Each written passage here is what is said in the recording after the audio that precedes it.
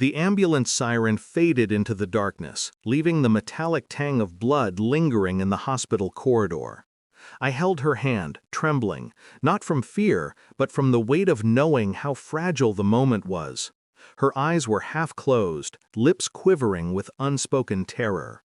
The smell of antiseptic couldn't mask what had happened, couldn't erase the gut-wrenching certainty that something inside her life had fractured irreparably.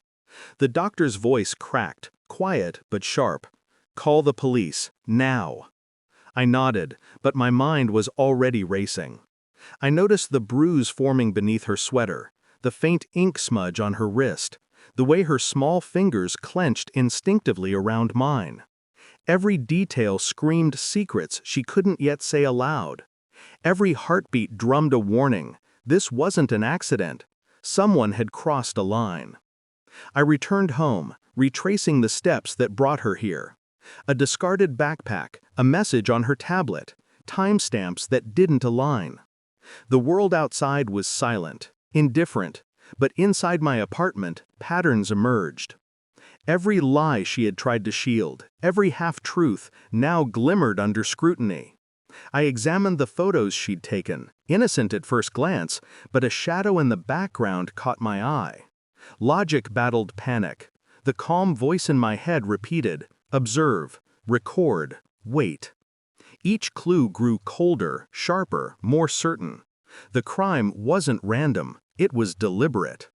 I noticed the whispers at school, the glances that lingered too long, the sudden tension in her mother's eyes. Her father's casual indifference, the neighbors' rehearsed smiles, all cracks in a facade. Every conversation I replayed in my mind, the tone shifts, the hesitations, the eyes that darted away. It became clear someone close had orchestrated this. The thought didn't terrify me, it sharpened me. Paranoia crept like static. I listened to the silence between words, felt the weight of what was unspoken. She wasn't just hurt, she had been manipulated, cornered, silenced. And the deeper I looked, the more the truth twisted, revealing a design that was personal, meticulous, and horrifying. A hidden camera on her tablet revealed a conversation I'd never imagined, a confession I couldn't ignore. It wasn't just an abusive stranger, it was someone she trusted, someone with power over her routine, over her fear.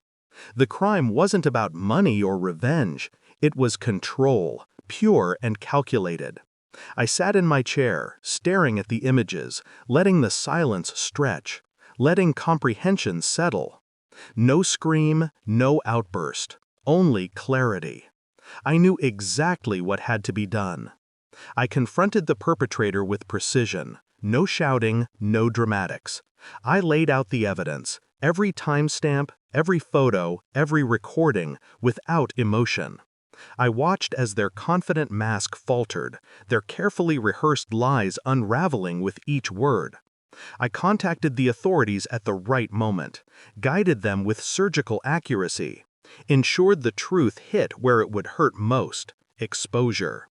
Friends, family, colleagues, all witnesses to the betrayal, all witnesses to their undoing. The perpetrator realized too late that control had shifted. The silent, cold momentum of truth was unstoppable. There was no escape, no plea that could reverse what had been meticulously documented. Justice didn't roar, it whispered, precise and irreversible.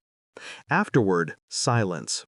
She recovered slowly, her trust rebuilding in fragments I couldn't fully repair. I walked away from the case, not victorious, not relieved, only aware.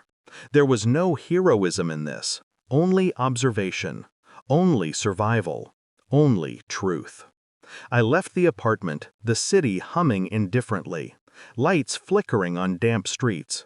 Someone had crossed a line, and the line had been enforced. Justice had been done, not with mercy, not with vengeance, only with clarity.